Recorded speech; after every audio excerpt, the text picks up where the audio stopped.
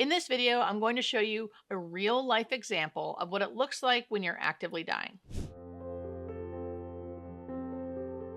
To be clear, this is not my patient. I have been given written permission by the family to show this video for educational purposes only. I think it's so important that we understand what the actively dying phase looks like when someone's dying a natural death on hospice, because so few people know what it looks like. So when they experience it, it's hard not to have a deep sense of fear. They fear their loved one is suffering. They don't know what's happening. It can feel very, very scary. So I want to normalize what it looks like. I want to educate you about what is happening and why it's happening to decrease your fear so you can understand what's going on and be more present during a very difficult time. I'm going to give you a trigger warning before I show the video. So what are you going to see? You're going to see a woman in bed in the actively dying phase. Now, the actively dying phase is the last phase of life. It usually lasts anywhere from a few hours to a few days. The longest I've seen someone in the actively dying phase is 3 weeks. That is abnormal, but it does happen. People take their own time. Their bodies take their own time. So you'll see a woman lying in bed. Her eyes are open, but she is not making eye contact.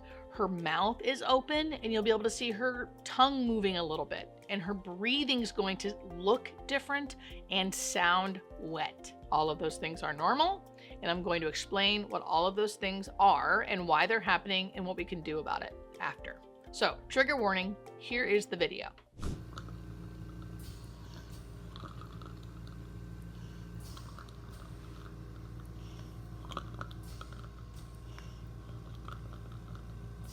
Okay, so let's talk about what you just witnessed and what we can do about it. So everything in that video that you saw is normal. That woman whose family graciously allowed us to use this video to educate everybody, first off, thank you. She is not in pain. She is not suffering. How do I know? That's always the question. How do you know she's not? Because a dying person is like a baby. Even if they can't say how they're doing, they will show us with their body. How do we know that? We know that through years and years of experience and from what we learn in our years of schooling, but mostly from experience. I can tell by watching someone through their body language whether they are comfortable or not. If you think about a baby cannot say to you, I'm hungry, I'm tired, I'm teething, but you'll be able to tell because they'll be extra fussy. They'll have a certain cry. If they're teething, they may have more secretions, right? There's signs the body gives to show us whether someone is comfortable or not. And that is exactly the same for a dying person. So she looks comfortable. She's not going like this. She's not furrowing her brow. She's not moaning. She's not being restless in bed. And you can distinctly tell the difference if you've been doing it for a long time, comfortable versus not. So that's how we know she's comfortable. Also, because we've witnessed this over and over and over again, we see patterns. And this is a very common pattern. This is how people look when they are actively dying. So her eyes, let's do her eyes first. Her eyes are open, but she's not making eye contact. Is she conscious? No, she is not conscious. We can tell because she's not tracking, and if you did neuro check, could tell that they're not conscious. Why are her eyes open then? Her eyes are open because it takes muscles to close the eyes. So at the end of life, your muscles are relaxed, so the eyes fall open. Sometimes all the way open, sometimes partially open, sometimes one's open, the other one's not. The function to close the eyes is no longer working because they're relaxed. So it's very, very normal, and we just let it be. The mouth, why is her mouth open? Because it takes so much muscle to close your mouth. When we are a living, breathing body and just going throughout our day, our eyes are working, blinking, staying up, shutting when we want them to. Our mouths are being held shut, all unconsciously. At the end of life, all those muscles relax. So it's like a lot of times what happens is people will be able to, even in the actively dying phase, hold their eyes shut and their mouth shut. And then all of a sudden they take that last breath and boom, their eyes go open and their mouths go open.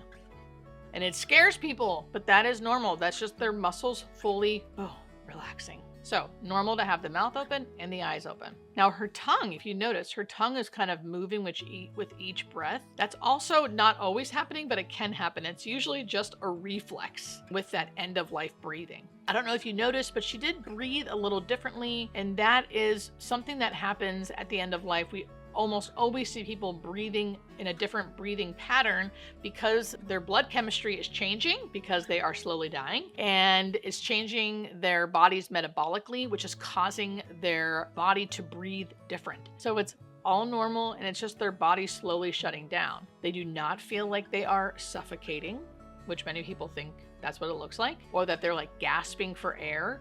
Those last breaths that look like gasping or like a fish out of water breathing is really a last bodily reflex. It's usually called agonal breathing. And it's not even really a true breath. It's just a reflex that happens in the body. And again, we know they're not suffering because of nonverbal cues. Most likely that person is very, very, very unconscious. So the wetness of the breath. Why do people have that wet, gurgly breath at the end of life? I've done many videos about this, but I always like to reiterate it because it's one of the biggest fears and people don't like to hear it. And people call it the death rattle because it happens right before death. People get that very wet breath. So why is it happening and what can we do about it? So it's happening because we are making saliva in our mouths unconsciously throughout the day. Our body is taking care of our mouths and they're making sure our mouth stay moist because a dry mouth is uncomfortable. So they make our mouth moist by creating saliva all throughout the day, and unconsciously, just like I did, we are swallowing that saliva. At the end of life, the body is still making that saliva to keep the mouth moist, but the brain is no longer communicating with these muscles right here to swallow it. So the person's not swallowing it. So it's just collecting in their mouth. And then, like I said, their mouth is open because of that muscle relaxation. So with every breath over that saliva, it's creating a little bit of a gurgle noise, or sometimes a lot of bit of the gurgle noise. That fluid is not coming from the lungs. Your loved one is not drowning in their fluid.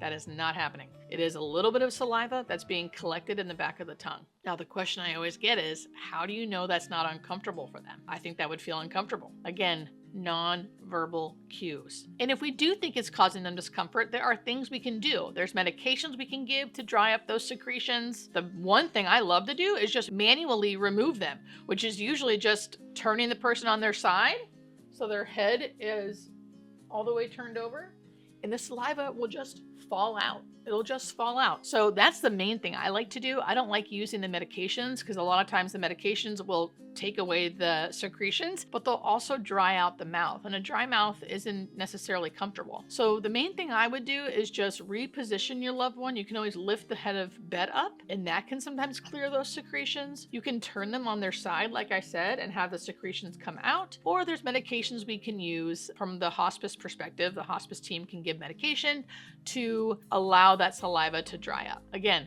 all very normal. It does sound bad if you're not used to hearing it, right? You're not used to your loved one sounding like that, looking like that, breathing like that. So it can feel sad and scary. Hence why this education I think is so important, because at least now you know why, and you know that it's normal, and you know what to expect. Still sad, still can feel scary, but hopefully a little less, so you can really be present with your loved one and know that you're doing a good job caring for them and that they are not suffering.